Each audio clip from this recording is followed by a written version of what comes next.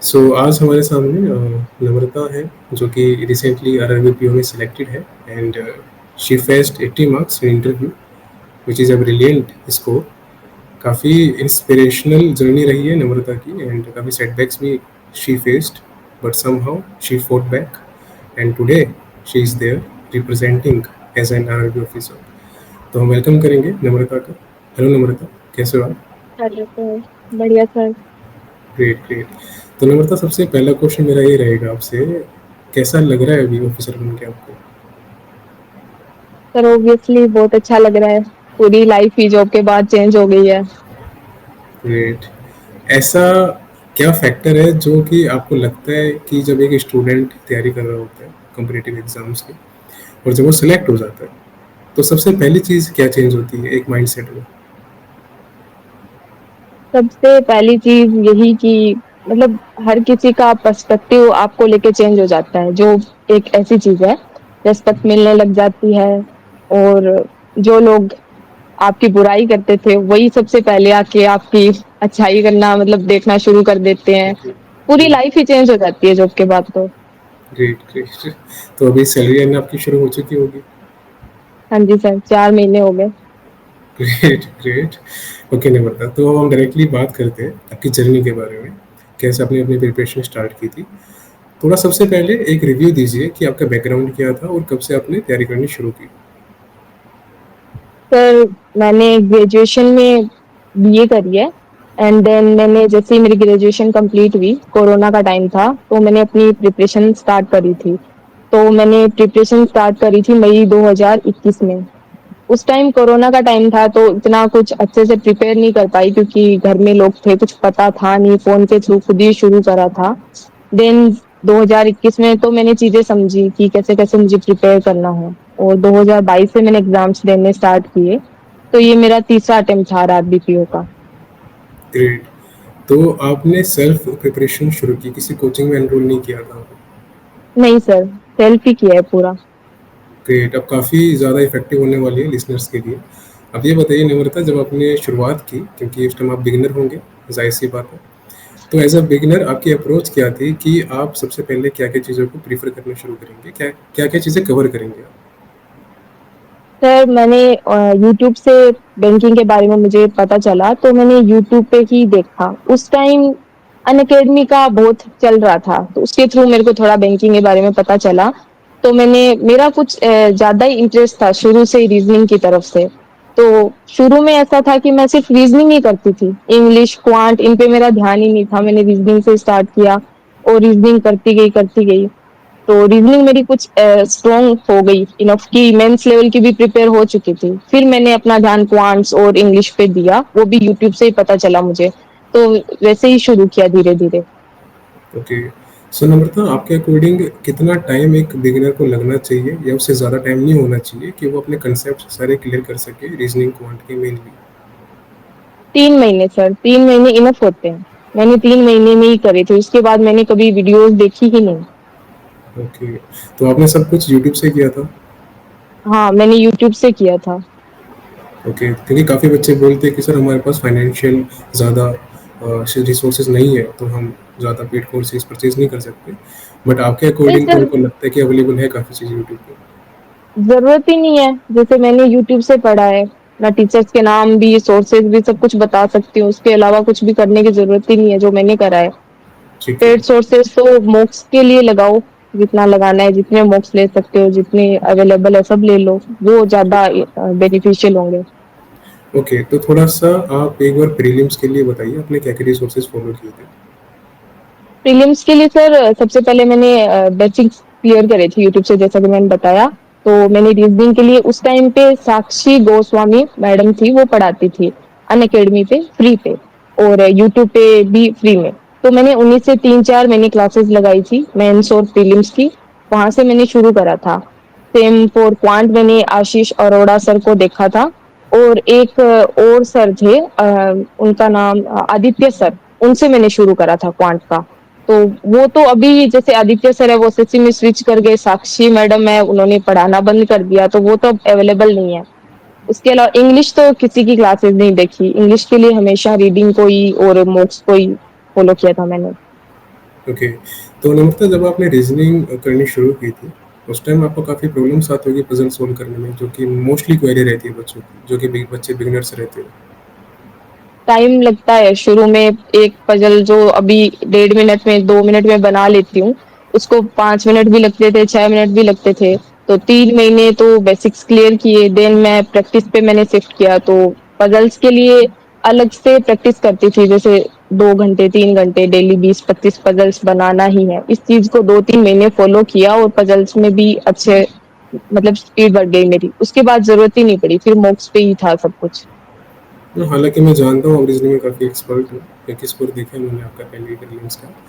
क्योंकि नम्रता हमारे ग्रुप की एडमिन भी रही है टेलीग्राम पे। सो हमने भी काफ़ी स्कोर देखे नम्रता के, प्री एंड मेंस के। सो काफ़ी जिन्होंने मेहनत जो की थी वो रिप्रेज़ेंट भी हुई वहाँ पर, विज़िबल भी थी। अच्छा नम्रता, आप एक चीज़ और बताइए कि जब क्वांट की बात करते हैं तो अरिथमेटिक को लेके काफ़ी एक बड़ा फ़ोबिया रहता है बच्चों के दिमाग में। काफ़ी डिफ़िकल्टीज़ भी आती है। 99% स्टूडेंट्स तो हमेशा उसको स्किप करने का ही सोचते हैं, कि छोड़ देते हैं उसको। अगर एक बच्चा करता है, क्योंकि अब काफ़ी डिमांड हो चुकी है अरिथमेटिक की भी, करना तो पड़ेगा, तो क्या उस पे अप्रोच करनी चाहिए उसके लिए? अर्थमेटिक छोड़ने का टाइम तो अब सर चला ही गया है। पहले हो सकता था, अब तो पॉसिबल ही नहीं है कि बिना अर्थमेटिक एग्जाम क्लियर हो सकता है, क्योंकि मेंस में भी जो भी आ रहा है, जैसे बीआई आ रही है और भी क्वेश्चन आ रहे हैं, सब अर्थमेटिक बेस्ड है। अर्थमेटिक तो करनी ही होगी। पर ये जरूरी नहीं है कि सिलेबस में 10 टॉपिक है तो हमें 10 के 10 ही आने चाहिए तभी एग्जाम क्रैक होगा, ऐसा नहीं है। 2-3 टॉपिक मैंने भी छोड़े थे जिनसे मैंने बहुत प्रैक्टिस करी, पर मेरा कभी उनमें हाथ नहीं बैठा, तो मैंने उसको इग्नोर करना स्टार्ट कर दिया। तो टोटल 7-8 टॉपिक ऐसे हैं मेन मेन जो आपको फॉलो करने ही पड़ेंगे, उनकी प्रैक्टिस करनी ही पड़ेगी। और उनका एक ही सॉल्यूशन है, प्रैक्टिस, और कुछ भी सॉल्यूशन नहीं है। सबसे पहले अपने बेसिक्स क्लियर करो अच्छे से वीडियोस के थ्रू, देन सेक्शनल मॉक्स पे स्विच करो। डायरेक्ट फुल मॉक पे स्विच करने की जरूरत नहीं है, अर्थमेटिक बेस्ड क्विजेस भी होती है, वो भी सोल्व करो। थोड़ा टाइम लगता है, 2-3 महीने। उसके बाद अगर रेगुलर प्रैक्टिस करेंगे तो अर्थमेटिक भी कुछ भी नहीं है, वरना तो 2-3 दिन प्रैक्टिस करो फिर छोड़ दो, फिर 2-3 दिन करो, तो उसका तो कोई मतलब ही नहीं है। ओके। तो आप कैसे टैकल करते थे? कितना टाइम देते थे आप अरिथमेटिक के लिए? मेरा ऐसा था कि सबसे पहले बेसिक्स क्लियर करा, एक टॉपिक उठाया, उसकी वीडियोस देखी अच्छे से। एक दिन में नहीं होता था, 3-4 दिन लगते थे एक टॉपिक को कवर करने में, अच्छे से वीडियोस देखती थी।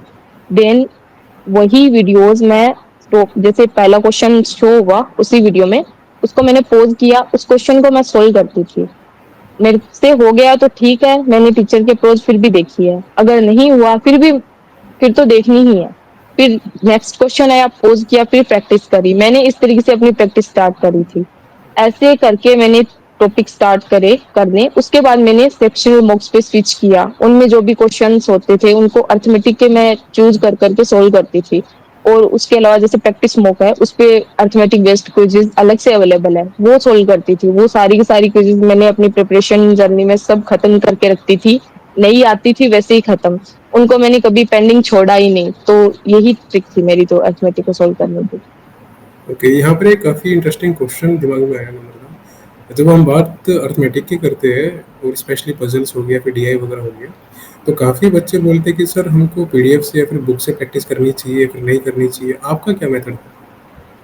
नहीं सर, पीडीएफ्स और बुक्स मैंने कभी फॉलो नहीं करी है, कभी नहीं फॉलो करी। मेरे अकॉर्डिंग इतना सिलेबस, इतना कंटेंट यूट्यूब पे अवेलेबल है, मूक्स में है, कि वो आपसे खत्म होगा ही नहीं। कोई कर दे वो अलग ही है, फिर उसका लेवल हो ही नहीं सकता खत्म।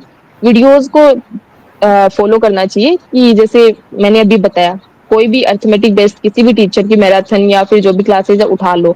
अब वीडियो मत देखो, ये हम कोई सीरीज नहीं देख रहे हैं कि चला के पूरी खत्म कर दी, अर्थमेटिक तो हो गई, हम तो सीख गई। वो 5 मिनट तक आपके दिमाग में रहेगा कंसेप्ट, 6ठे मिनट वो आपके माइंड से बिल्कुल वॉश हो जाएगा, क्योंकि आपने खुद से प्रैक्टिस उसकी करी ही नहीं है। तो कोई भी क्वेश्चन आए उसको पोज करो, खुद पहले प्रैक्टिस करो, उसमें दिमाग लगाओ। नहीं बन रहा है तो क्या है, दोबारा चला के देख लो, फिर नेक्स्ट क्वेश्चन पे जाओ। इस तरीके से प्रैक्टिस करेंगे अर्थमेटिक की, तो डेफिनेटली वो काम आएगी। ओके। सो नम्रता, आपके अकॉर्डिंग मॉक्स बेनिफिशियल रहते हैं प्रीलिम्स के, और कितने करने चाहिए डेली के एक्सपेरिमेंट? सर मॉक्स ही सब कुछ है, क्योंकि मैंने अपनी जर्नी में इतने मॉक्स लगाए हैं कि मैं जब भी बताती थी ग्रुप में, एडमिन थी आपने बताया था, आप ही के ग्रुप में मैंने देखा है, उनको यकीन ही नहीं होता था कि दिन के ये 6-6 7-7 मॉक लगा के एनालिसिस भी कर लेती है। पर पॉसिबल सब कुछ है क्योंकि आपकी स्पीड बन गई है, आप मॉक लगा रहे हो तो एनालिसिस में मैक्सिमम 10 मिनट लगते हैं क्योंकि मेरी तो प्रैक्टिस हो गई है। सारे क्वेश्चन ऐसे थोड़ी ना है कि जो मेरे छूट रहे हैं। तो मॉक से ही सब कुछ है और मॉक से ही स्पीड आएगी और मॉक में जो क्वेश्चन होंगे वही एग्जाम लेवल है। बिना मॉक के अलावा जैसे यूट्यूब पे टीचर्स भी कराते हैं, मैं नहीं बोलती कि वो कुछ गलत पढ़ाते हैं, पर वो कई बार ऐसा भी लेवल लेके आते हैं जो हमें एग्जाम में दिखता ही नहीं है। और मॉक्स में जैसे ओली बोर्ड है, प्रैक्टिस मॉक है, मेरे लिए तो यही दो काम आए थे। मेरे को इनका लेवल सबसे सही लगता था। एग्जाम इतने दिए हैं कि मैं अच्छे से बता सकती हूँ कि कैसा लेवल एग्जाम में आता है। तो मेरे लिए तो मॉक्स ने ही साथ दिया है सबसे ज्यादा। ओके, तो कितने आवर्स की स्टडी करते थे आप डेली बेसिस पे, या फिर कॉन्स्टेंटली, लाइक डेली, या कभी छूटता भी था बीच में? सर ऐसा कुछ फिक्स नहीं था क्योंकि मैंने घर पे रह के स्टडी करी है तो घर का काम भी मैं करती थी। तो जब भी जैसे सुबह जल्दी उठ के 5 बजे उठ के मेरा पढ़ना स्टार्ट होता था, 6-7 बजे 2 घंटे का टाइम सुबह मिल जाता था, पढ़ती थी, फिर घर का काम रहता था तो ऐसे, पर रात को मैनेज करती थी कभी 12 बजे तक, कभी 1 बजे तक। तो कुल मिला के 8 से 10 घंटे के मेरा हो जाता था क्योंकि मैं मुक्स बहुत ज्यादा लगाती थी। तो मेरा ओवरऑल टाइम 7-8 घंटे तो मुक्स में जाता था, जो बचता था वो करंट अफेयर्स में लगा देती थी। Great, great. काफ़ी ज़्यादा एफर्ट किए आपने, वो मानना पड़ेगा, क्योंकि ऐसा नहीं होता यहाँ तक पहुँचना, जो कि हम सब जानते हैं। लाखों की भीड़ में से कुछ चुनिंदा लोगों में आना इज़ एन अचीवमेंट इटसेल्फ। और प्राउड होता है आपको ऐसे देख के, आपके एफर्ट को देख के, कि फाइनली यू डिज़र्व जो आप करते थे वो आपको मिला। अभी थोड़ा-सा हम बात नम्रता मेंस के लिए कर लेते हैं, क्योंकि प्री का आपने मैक्सिमम सब कुछ बता दिया। अच्छा, प्री के लिए एक चीज़ हम भूल गए थे, जो कि इंग्लिश था। क्योंकि इंग्लिश भी काफ़ी इम्पोर्टेंट है, और आपने आईबीपीएस और एसबीआई के एग्ज़ाम्स भी दिए ही होंगे साथ-साथ। तो इंग्लिश जी सर। आपने कैसे टैकल की? इंग्लिश सबसे पहले तो जैसे कि ऐसी मेरी कोई स्ट्रॉन्ग नहीं थी, एवरेज थी, वो भी मैंने रीडिंग कर करके सही करी। इंग्लिश में जो चीज मुझे समझ आई, जो आपने भी बताई कि न्यूज़पेपर रीडिंग, उसमें जो एडिटोरियल है उसको रीड करती थी खुद से। क्लासेस भी ट्राई करी थी शुरू में, पर उनका मेरे को कुछ भी समझ नहीं आता था। क्लासेस देख लो, वही बात है कि एक बार समझ आएगा, फिर उसमें आपने तो कुछ नहीं सीखा है, वो तो समझा रहे हैं। तो मैंने खुद से पढ़ना स्टार्ट करा और उसको पढ़ती थी, जितना समझ आता था समझ लेती थी, फिर डिक्शनरी का यूज करके उसका मीनिंग निकालना, उस तरीके से मैंने उसको पढ़ना स्टार्ट करा था। फिर आपने मेरे को बताया कि समरी राइटिंग करो, उसमें से 50 वर्ड्स या 100 वर्ड्स ऐसे लिखो कि उसकी पूरी ओवरऑल समरी हो। तो वो मैंने ट्राई किया। और उसके साथ में सेक्शनल मॉक डेली एक फिक्स था मेरा कि मेरे को इंग्लिश का सेक्शनल मॉक लगाना है और उसका एनालिसिस करना है। ये मेरा डेली का शेड्यूल रहता था इंग्लिश के लिए। ग्रेट। तो इंग्लिश कैसी, मतलब आपको लगता है कि इंग्लिश के लिए ग्रामर की ज़रूरत है, या फिर वोकेबलरी अलग से एक डिक्शनरी बनाने की ज़रूरत है खुद की? नहीं सर, बेसिक जैसे रूल्स है, 120 रूल्स, वो इनफ है ग्रामर के लिए। उसके अलावा एक्स्ट्रा करने की जरूरत नहीं है, रीडिंग इनफ है क्योंकि इंग्लिश तो हम बचपन से ही पढ़ते आ रहे हैं। 10th 12th में वही है, कुछ अलग नहीं है, बस रीडिंग करोगे तो बैंकिंग की इंग्लिश भी हो जाएगी ठीक। ओके, 120 रूल्स कौन से टीचर के आपने पढ़े थे? निमिषा बंसल मैम के। ठीक है। और इसके अलावा आपने कोई वोकेबलरी अलग से तैयार नहीं की बैंकिंग एग्जाम्स के लिए? नहीं सर, शुरू में जब प्रिपरेशन स्टार्ट करी थी, काफी बुक्स भरी थी, मतलब कॉपी नोटबुक्स लिख लिख के, पर वो वेस्टेज ऑफ टाइम है। ओके। चलो, प्री का आपने काफ़ी अच्छे से बताया ना, मेरे को काफ़ी डिटेल में बताया, एंड आई एम श्योर कि जो बच्चे सुन रहे हैं उनको काफ़ी हेल्प मिलेगी इस चीज़ से। क्योंकि एक जो डाउट था, एक जो मिथ था कि मॉक से कुछ नहीं होता, और आज आप यहाँ पर बैठे हो, आपने राजस्थान से कम्पीट किया, जो कि सबसे हाईएस्ट कट ऑफ में आता है इन आरआरबी। और वहाँ से कम्पीट करना तो मतलब कोई लेवल ही नहीं है इसका, तो सबसे टॉप पे रहते हैं। अब हम बात कर लेते हैं मेंस के लिए। मेंस में क्योंकि 4 सब्जेक्ट होते हैं, यहाँ पर इंग्लिश या फिर रीजनल लैंग्वेज जो होती है हर एक स्टेट की, उसमें चॉइस होती है। आपने कौन सा लैंग्वेज चूज़ किया था आरआरबी पीओ में? मैंने आरआरबी के लिए हिंदी चूज करी थी। ठीक है। और इसके अलावा जो इंग्लिश, सॉरी, रीजनिंग, क्वांट और जीए था, तो हम एक एक करके इन पे बात करेंगे। पहले हम थोड़ी सी हिंदी की बात कर लेते हैं। आपने हिंदी कैसे तैयार? ओके निवृत्ता, सो थोड़ा कुछ हिंदी के बारे में बताइए, आपने कैसे तैयारी की थी, और क्या क्या सब, कैसे आपके मेथड्स थे, कौन सा अपने टीचर को फॉलो किया था, कौन सी बुक्स, क्या अप्रोच आपने यूज़ की हिंदी के लिए? सबसे पहले तो हिंदी के लिए मैंने सोचा नहीं था। 2 अटेम्प्ट जो पहले मैंने दी उसमें मैंने इंग्लिश ही चूज करी थी, पर उसमें मेरे को इतना सेटिस्फाइंग नहीं मिला रिजल्ट। तो मैंने सोचा हिंदी मीडियम हूँ, एक बार हिंदी को ट्राई करके देखती हूँ। तो मैंने इस बार हिंदी को ट्राई किया। तो जब मेंस था उससे 1 महीने पहले ही मैंने इंग्लिश से हिंदी पे स्विच किया था। तो मैंने सिर्फ़ और सिर्फ़ उसके लिए मॉक्स लगाए थे और हर्षल सर की वीडियोज़ थी यूट्यूब पे 2-3 जो उन्होंने रिसेंट में पोस्ट करी थी जब मैंने सोचा था। तो 2-3 उनकी मैराथन क्लासेस थी, वो देखी थी और बाकी मॉक्स लगाए थे। तो हिंदी मीडियम से थी तो मुझे इतनी उसको समझने में दिक्कत नहीं हुई। ओके। और रीजनिंग और क्वांट का आपने कैसे टैकल किया मेंस के लिए? कौन-कौन से टीचर्स या प्लेटफ़ॉर्म्स आपने यूज़ किए थे? रीजनिंग और क्वांट्स का मेंस के लिए मैंने फर्स्टली तो कोई भी किसी भी टीचर की क्लासेस कभी नहीं देखी है। मैंने सिर्फ प्रीलिम्स की ही देखी है। मैंने जैसे ही प्रीलिम्स के बेसिक्स क्लियर हुए थे मॉक्स पे स्विच किया था तो प्रीलिम्स के साथ साथ मैं मेंस के सेक्शनल मॉक लगाना शुरू में स्टार्ट कर दी थी। तो वहीं से मेरा बेस बनना स्टार्ट हो गया था और प्रीलिम्स के मैंने एक मंथ में 400 450 मॉक्स लगाए थे। डेली के 5-6 मॉक्स लगाती थी। तो वहां से मेरा बेस ऐसा बन गया कि मुझे क्लासेस की जरूरत कभी नहीं पड़ी। मेंस का डेली एक सेक्शनल मूक लगाती थी और उसका उसी दिन एनालिसिस करती थी। मुझे जो क्वेश्चन नहीं आता था उसका सॉल्यूशन देखती थी, खुद से ट्राई करती थी, उसके बाद भी नहीं बनता था तो मेरा ऐसा था कि टेलीग्राम ग्रुप बने हुए हैं बहुत सारे क्वांट के और मतलब जो जहाँ पे एक्सपर्ट्स अपने सॉल्यूशन देते हैं 2-3 टाइप के आंसर्स मिल जाते हैं एक ही क्वेश्चन के। तो मैं उनसे पूछती थी या फिर अपने फ्रेंड से जो सिलेक्टेड है वो सोल्व करके मेरे को समझा देते थे। तो मेरा तो यही रहा है मेंस के लिए कि मॉक्स लगाती थी वीक में 2 फुल मॉक लगाती थी और बाकी daily sectional mock and analysis classes कभी फॉलो नहीं करी मैंने। ओके, सो नम्रता यहाँ पर 2 चीज़ें आपने मेंशन की थी। पहली चीज़ जिससे काफ़ी बच्चे शॉक हो सकते हैं, उनको लग सकता है शायद आप झूठ बोल रहे हो या फिर आप ऐसा नहीं कर सकते। 400 साढ़े 400 नोक लगाना जो कि मुझे पता है प्रैक्टिकली पॉसिबल है, 100% लगा सकता है कोई बच्चा अगर उसने एक्चुअली नोक को टारगेट्स रखा है। तो अब यहाँ पर सवाल ये आता है कि आपने 400 साढ़े 400 मूक्स लगाए कैसे? क्योंकि हर एक मूक के अंदर लगभग देखा जाए तो 2 साल के मूक्स अवेलेबल होते हैं। जैसे अगर 2025 का एग्ज़ाम है तो 24 और 25 को मिला के 20-20 मूक हो गए आरआरबी के। तो एक प्लेटफ़ॉर्म पे 40 मूक आपके पास अवेलेबल है। अब कैसे आपने 400 मूक लगाए? जैसा कि मैंने बोला था कि वीडियोस के लिए किसी भी टीचर का पेड सब्सक्रिप्शन लेने की जरूरत नहीं है। अगर लगानी ही है कहीं पे पैसे तो मॉक्स पे लगाओ। तो मैंने बहुत तरह के मॉक्स ले रखे थे जैसे हॉलीवुड का था, प्रैक्टिस मॉक भी था, उसके अलावा टेक्स्ट बुक भी ले लिया था। उसके मैं मेंस के मॉक लगाती थी बस। प्रीलिम्स का मुझे उसका सही नहीं लगता था, लेवल बहुत कम लगता था उस टाइम पे। बाद में अभी उसका लेवल सही हो गया है अगर कोई लगाना चाहे तो।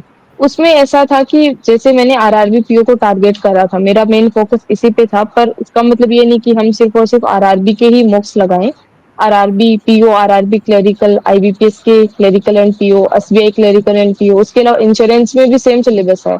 तो हर एग्जाम के 20-20 मॉक्स होते हैं टोटल मिला ले तो एक ही प्लेटफॉर्म पे कम से कम 150 से 200 मॉक्स आपको मिल जाएंगे। तो ऐसे 3 तरीके के प्लेटफॉर्म से मैंने मॉक्स ले रखे थे तो सब कुछ पॉसिबल है। एब्सोल्युटली, क्योंकि जहाँ तक मुझे पता है एक स्टूडेंट थे मेरे नॉन में, उन्होंने एक-एक प्लेटफ़ॉर्म के 2-2 मूक लिए थे। ऐसे उनके पास एक प्लेटफ़ॉर्म के 80 मूक हो गए थे। तो वो भी यही करते थे सेम कि उन्होंने 2023-24 के लास्ट ईयर की बात है, तो मूक लगाए उन्होंने, उसके बाद उन्होंने अगेन जब उनके मूक्स फिनिश हो गए, उन्होंने रिपीट किया। क्योंकि प्रैक्टिस मेन पर्पज़ होता है करने का, स्पीड जनरेट करने का और आपका भी एफर्ट काफ़ी रहा। अब जो दूसरा सवाल मेरा ये था कि जो आप सेक्शनल आपने बात की थी मेंस की प्रैक्टिस करने के लिए आप डेली लगाते थे, तो सेक्शनल क्या आप रीजनिंग, क्वांट और हिंदी के डेली लगाते थे या क्या आपकी अप्रोच रहती थी? नहीं डेली पॉसिबल नहीं है। हिंदी का तो मैंने जैसे बताया एग्जाम से 1 मंथ पहले ही मैंने शुरू करा था तो तब उसके मैं डेली लगाती थी क्योंकि हिंदी पे तभी मेरा डिसीजन हुआ कि मेरे को लेना चाहिए, चेंज हुआ माइंडसेट मेरा। उसके अलावा क्वांट और रीजनिंग के मैं अल्टरनेट डे पे लगाती थी क्योंकि उसी दिन एनालिसिस करती थी तो दोनों पॉसिबल नहीं है। मेंस के एक सेक्शनल में कम से कम 2 से ढाई घंटे चले जाते हैं। ओके। अच्छा नम्रता, आपसे एक चीज़ जानना चाहेंगे, सपोज एक कैंडिडेट है जो कि बिगिनर है या फिर वो रिपीटर भी हो सकता है। अब रिपीटर बच्चा वो होता है जिसके सारे कंसेप्ट क्लियर है, यानी कि जो प्रीमियर प्लेयर हो रहे हैं बार बार 2-3 साल 5 साल आराम से उनको हो गए प्रिपरेशन जोन में। बिगनर्स को स्पेशली जिन्होंने अपने कंसेप्ट सारे क्लियर कर चुके हैं वो, अब वो प्री की तरफ जा रहे हैं। तो आप उनको क्या एडवाइस करेंगे कि किस एक टाइम के बाद उनको प्री के साथ मेंस की तैयारी शुरू कर देनी चाहिए? कब किस पॉइंट पे उनके मॉक में कितने परसेंटाइल आने के बाद प्री के? इनके बेसिक्स क्लियर हो चुके हैं और वो मॉक पे शिफ्ट कर चुके हैं प्रीलिम्स के। तो अगर परसेंटाइल की बात करें तो प्रीलिम्स में मेरे अकॉर्डिंग 75-80 परसेंटाइल जब आने लगे, आप मेंस के सेक्शन पे स्विच कर सकते हो, मेंस की क्लासेस थोड़ी थोड़े बेसिक स्टार्ट कर सकते हो। उससे पहले तो आपको प्रीलिम्स ही करना चाहिए, क्योंकि फिर दोनों को मैनेज कर पाना इजी नहीं होता है। ग्रेट।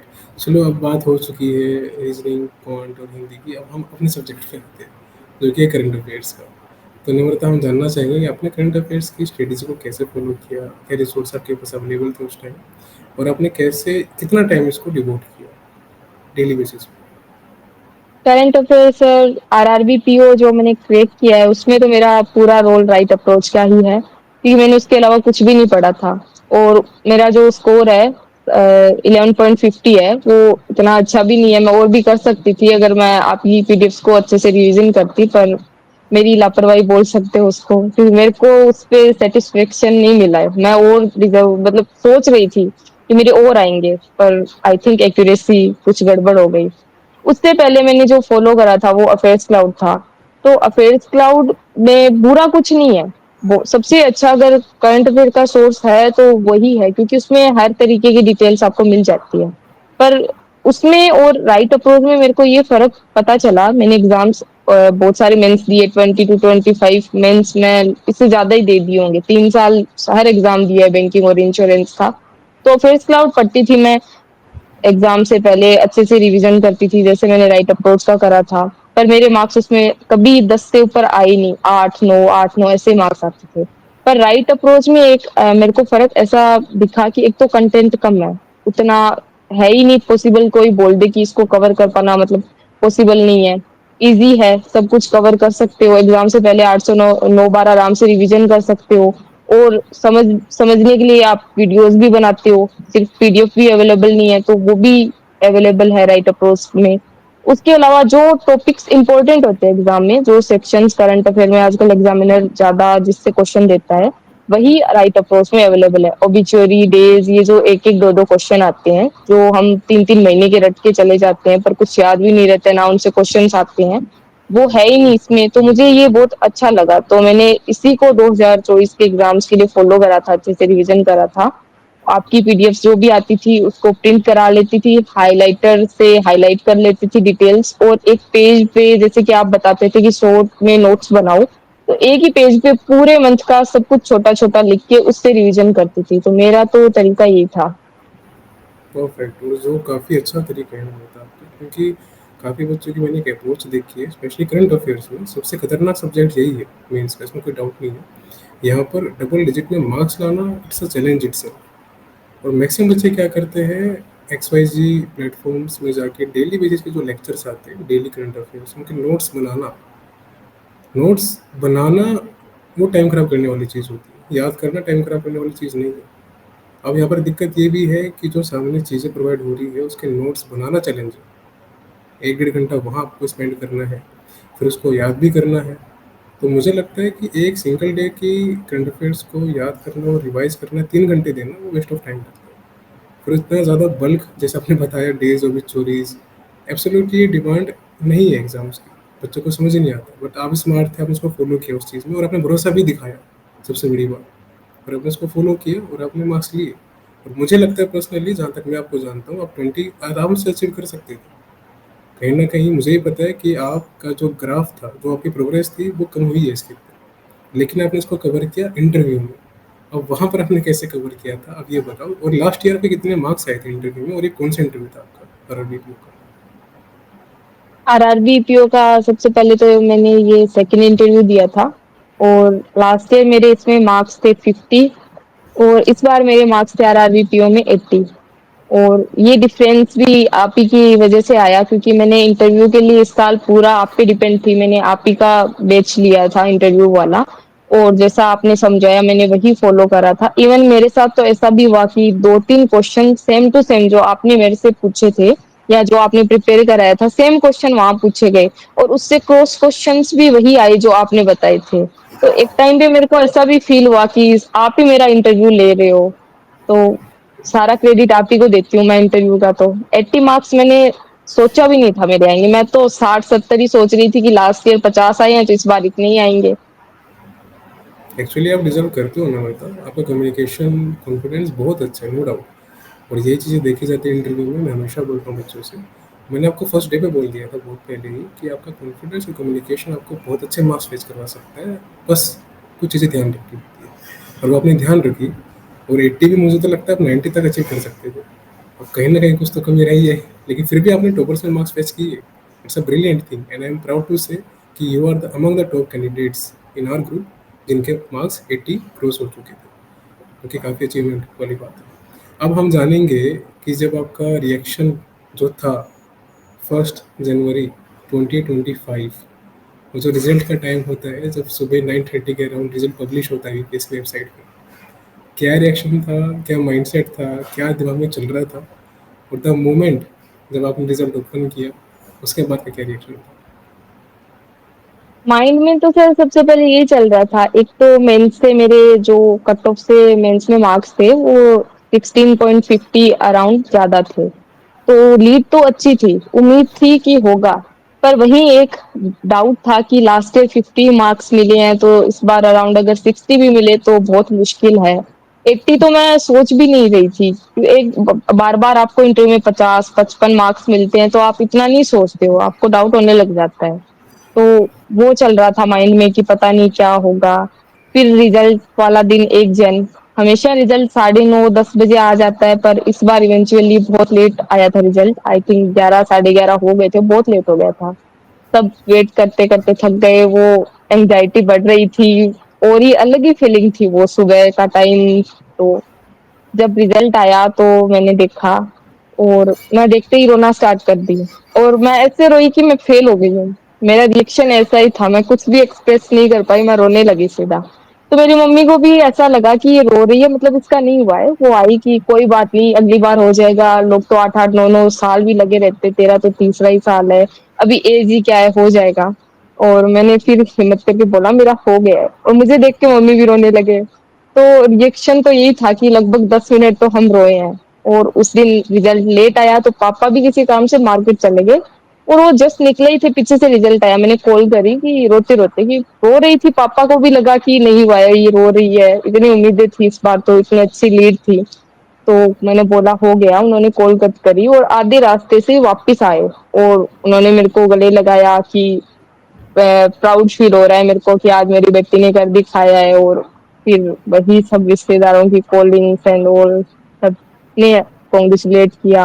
तो उस दिन से लेके आज तक सब कुछ चेंज हो गया है। उससे पहले जो प्रिपरेशन जर्नी थी वो अलग थी, अब अलग है। आपने मुझसे बताया था ना मतलब शायद कि लाइफ में पहली बार आपको फादर ने हक किया था, जी सर। वो वो सबसे हग बड़ी स्पेशल अचीवमेंट था थी। मेरे लिए। सबसे बड़ी अचीवमेंट थी कि मेरे पापा ने मेरे को सब पहली बार हक किया। छोटी थी 3-4 साल, वो एक अलग मोमेंट होते हैं, पर उसके जी, बाद जब से मैं मैच्योर हुई, मेरे लिए वो पहला था। क्योंकि वो प्राउड की फीलिंग थी। ही जी सर। वांटेड टू से कि you made it, you made us proud, और आपने पूरी जनरेशन चेंज कर दी। वो सबसे बड़ी चीज़ थी उनके लिए, और उनकी खुशी के जो आंसू होंगे वो तो हम नहीं बता सकते कितने उसमें प्राउड फीलिंग था आपके लिए। बट हाँ, जी सर। वो आपकी मेहनत आज के वो जरिए। गर्व से गली से भी निकलते हैं, क्योंकि मैं गांव में रही हूँ, बचपन से गांव की रहने वाली हूँ। तो एक अलग ही मतलब रिस्पेक्ट है पापा के लिए, मेरे लिए, सबके लिए गर्व से चल सकते हैं पापा। और इवन मैं अपनी पूरी फैमिली में, रिश्तेदारों में पहली लड़की हूँ जो मेरी फैमिली में जॉब लगी हूँ। तो वो हक तो मैं डिजर्व करती थी।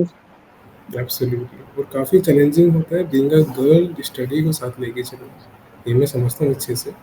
आप क्या एडवाइस देना चाहेंगे गर्ल्स को स्पेशली, जो उस एक डिलेमा में फंसी हुई है कि जो 2-3 साल से 4-5 साल से प्रिपरेशन कर रही है, उन पे शादी का प्रेशर है, काफ़ी सारी चीज़ें होती, उनके मेंटल सेटबैक्स काफ़ी आते रहते हैं, तो ऐसी कौन सी चीज़ है जो उनको आगे तक पुश कर जाती है? प्रेशर तो सर हर फैमिली में होता है, और हर लड़की को एक एज के बाद वो आना स्टार्ट हो जाता है, क्योंकि शादी की उम्र होती आने लग जाती है, और बार बार हम फेलियर देखते हैं, नहीं होता है। तो घर वालों को भी डाउट आने लग जाता है कि ये नहीं कर पाएगी, तो वो प्रेशर डालते हैं। पर यही सजेस्ट करूंगी कि आपने इस चीज में अगर 2-3 साल लगाए हैं तो एक और साल लगा दो। क्योंकि यहाँ तक आए हो तो डेफिनेटली आप कुछ अच्छा ही डिजर्व करते हो, बिना मेहनत के नहीं आए हो, 1 मार्क्स से रह रहे हो, कभी आधे से रह रहे हो, तो कुछ है तभी तो यहाँ तक पहुँचे हो, वरना बहुत लोग बैठे हैं जो बीच में छोड़ देते हैं, तो छोड़ना तो है ही नहीं। और आपको अच्छे से पता है इस स्टेज पे आने के बाद कि आपकी वीकनेस क्या है, आपका स्ट्रॉन्ग पार्ट क्या है, तो वीकनेस पे ही वर्क करना है लास्ट मोमेंट पे। स्ट्रॉन्ग पार्ट तो इवेंचुअली जब हम मॉक्स लगाते हैं तो वो प्रैक्टिस अपने आप हो जाता है, पर हम वीक पार्ट्स को अवॉइड करते हैं कि चलो मॉक्स लगाते जाते हैं, सीधे मॉक्स भी नहीं लगाने होते हैं। वीक पार्ट्स जो होते हैं उनको नोट करो एक पेज पे और उनकी प्रैक्टिस करो अलग से कि ये मेरी वीकनेस है और इस पे मेरे को वर्क करना है, यहाँ से मैं अपने एक्स्ट्रा मार्क्स निकाल सकती हूँ। तो वही एक टिप है मेरी तरफ से तो। और वही चीज़ आपको एवरेज से टॉपर की रेस में लेके आती है, जो कि सबसे जी इम्पोर्टेंट सर। चीज़। काफ़ी अच्छा लग रहा था आपसे डिस्कस करके, आपकी प्रिपरेशन जर्नी से लेकर आपका सिलेक्शन डे जो था सबसे इम्पोर्टेंट था। और हर एक बच्चा खुद को विजुलाइज करता है उस एक जगह पे आने के लिए कि एक दिन हम भी वहाँ पर बैठेंगे और हम भी अपना इंटरव्यू देंगे। और मुझे लगता है कि जिस तरीके से आपने गिव अप नहीं किया, आपने फाइट कंटिन्यूसली किया और आपके पेरेंट्स का सपोर्ट जो आपके साथ रहा हमेशा, तो वही चीज़ उनको भी मिलेगी और वो भी जल्दी आपकी जगह पे बैठे होंगे, ऑफिसर होंगे किसी न किसी बैंक में, और अभी SBI और ITPS, इट डिपेंड्स डेस्टिनी कहाँ लेके जाते हैं उनको। बट हाँ, हार्डवर्क से इम्पोर्टेंट कुछ नहीं है। इट इज़ योर 99.99% हार्डवर्क, जिसको कोई रिप्लेस नहीं कर सकता। तो नम्रता, एक कोई एडवाइस बिगिनर्स के लिए या रिपीटर्स के लिए 2 सेंटेंस में आप उनको देना चाहें? सबसे पहले तो जो चीज मैंने फील करी अपनी प्रिपरेशन जर्नी में, अपने आप पे ट्रस्ट। वो अगर आपके अंदर आप खुद ही अपने आप पे ट्रस्ट नहीं करोगे तो कुछ भी पॉसिबल नहीं है। आपको दूसरे की एश्योरेंस की बिल्कुल भी जरूरत नहीं है कि आप कर सकते हो। जब आपके अंदर से आने लग जाए ना कि मैं कर सकता हूँ या कर सकती हूँ, तो आप डेफिनेटली करोगे। और दूसरी चीज है प्रैक्टिस, रेगुलर प्रैक्टिस। बैंकिंग में यही एक चीज है जो मैटर करती है।